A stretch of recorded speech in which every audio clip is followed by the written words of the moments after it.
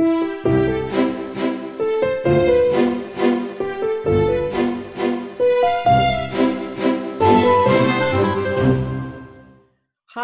welcome back to the Alchemist and the Scribe. Thank you for joining me again, Anae.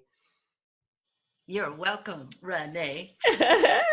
So we are having a discussion about words and how important they are in growth and how we continue to be, and the alchemy of isness, about the words we say, the words we think, all of those things. And we had just discussed about the word abracadabra. So can you share with me, because you use that all the time, and the word yes. So can you share with me how you came to really embrace those words? Yes, I can. As a matter of fact, yes, I can. As a matter of fact. Yes. Well, first of all, I have the Yes Ranch, and the Yes Ranch is for sale. And it was very interesting to find that when I bought this place and all, I was already using the word yes and was using it quite fluently.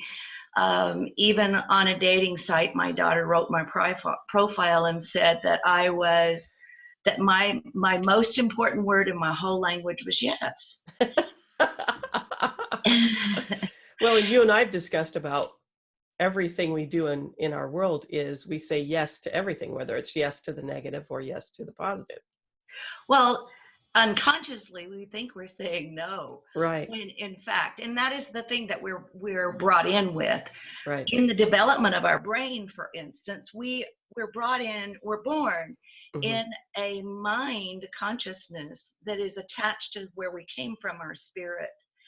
And not until we're almost 2 years old does the hindbrain, and we in psychology, it would be really interesting if they would explain it this simplistically, but we come out of this spiritual place, and everybody, whether you believe in God or not, doesn't make any difference. You pick up a newborn baby and you hold a baby a month old, and you're holding awesomeness, right, and a pure spirit, right, and it's interdependent and codependent, and it's just there.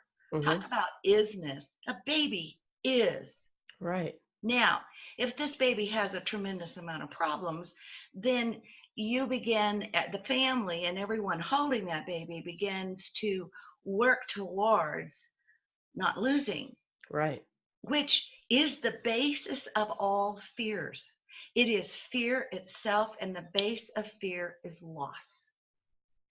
So here we go, about 2 years old, and this child gets around and starts toddling and going here and going there. Right. And it hears most of the time, don't do this, don't do that, no, you can't have that, no, don't, can't, shouldn't, wouldn't, couldn't, blah, blah, blah.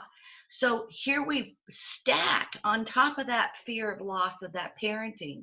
And again, particularly far more so with the child who has difficulties. Right.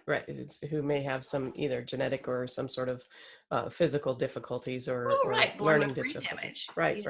Yeah. Like my son. Right.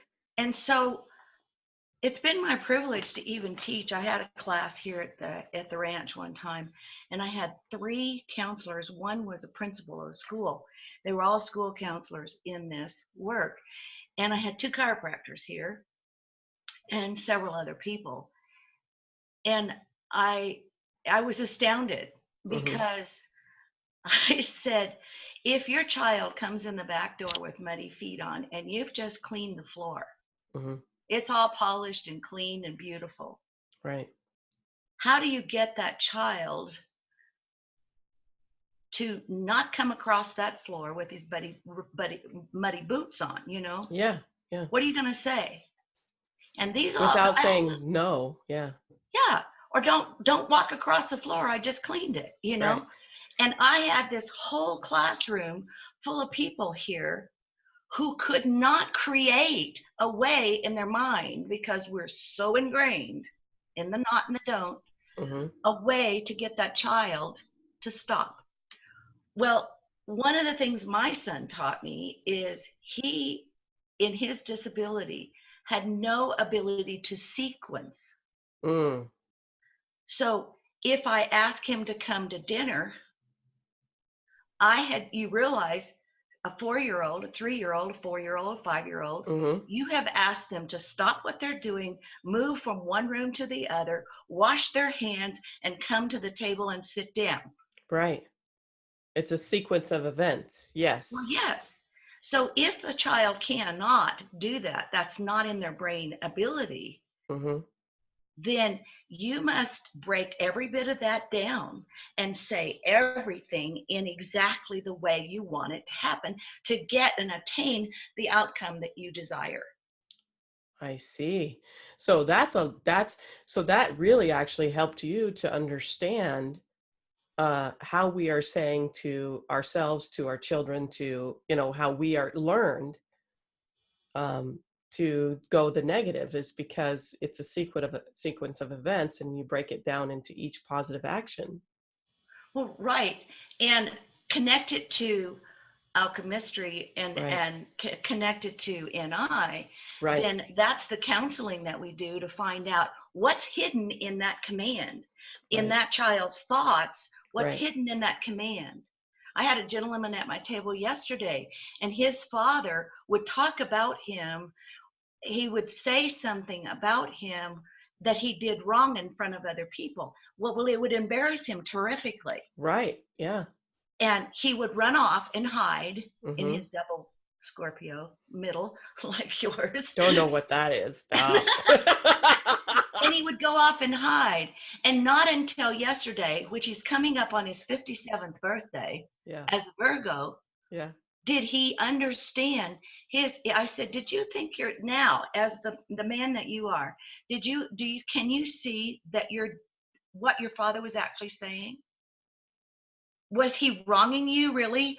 Or was he probably proud of you and he didn't have the language because he was a Scorpio? He Yeah. went through the back door of what he Right. was saying. And would he intentionally have hurt you? Yeah. No. Big tears run down this man's face. No, he would never hurt me. Mm-hmm.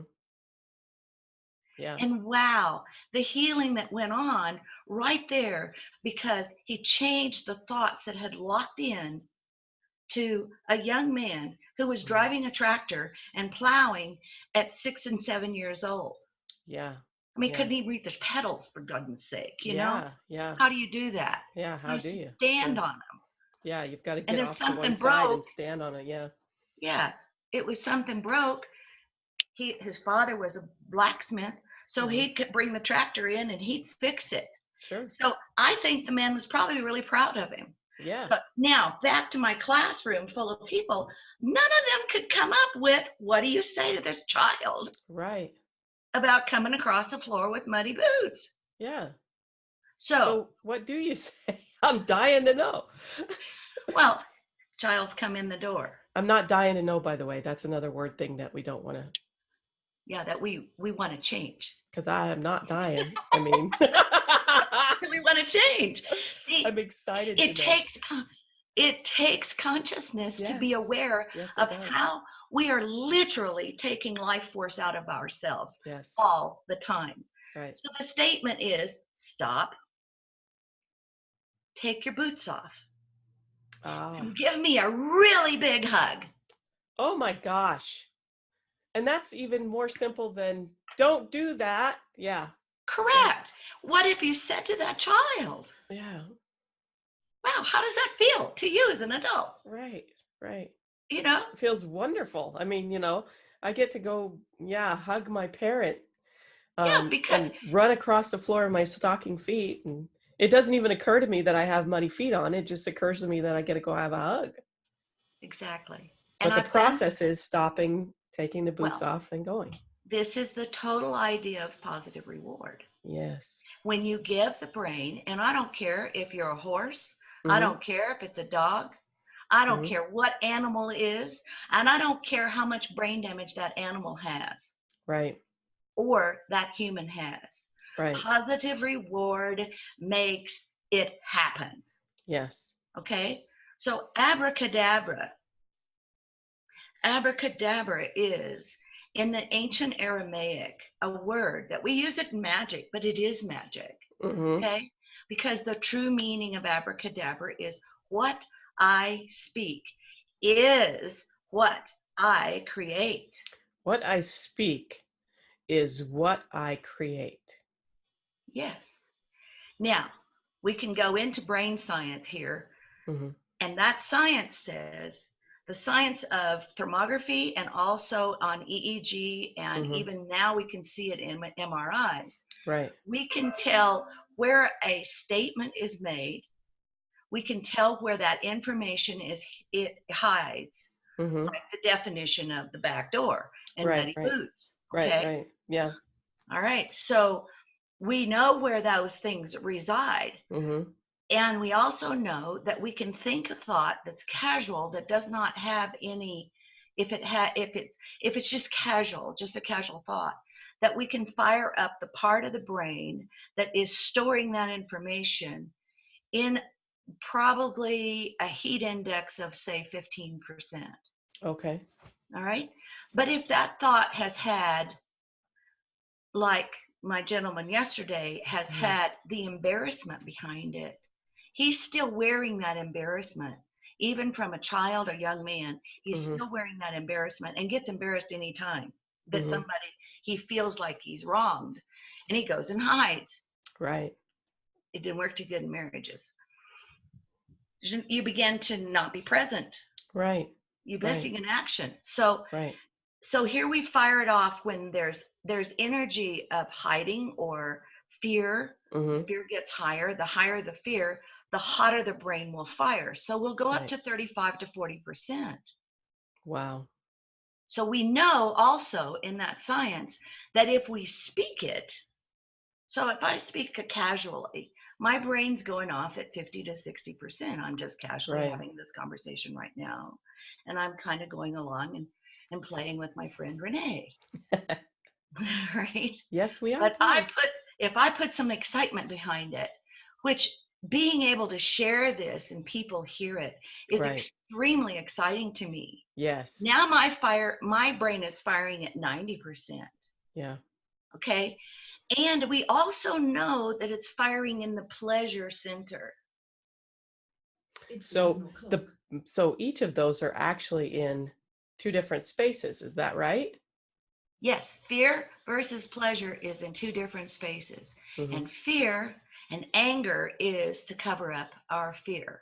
Mm-hmm. So abracadabra. But they're next to each other, right? I mean, in the brain, the Yeah, they're fear next to each and the other. pleasure are very close to each other. Because Yes. there was a statement that I think you and I had talked about in the past. We've talked about that the difference between excitement and fear. Fear and excitement is a breath because they fire so closely to each other. Right. When you're excited, you're deep breathing and you're excited and open, and then when you're fear, you're closed in and not breathing. Right. So the brain starves. Mm-hmm. And in that starvation, the brain and the nervous system shut down. Right. Right. And it also locks in poisons. It closes off. Yeah. Yeah. Right. All right. I love it. Next page.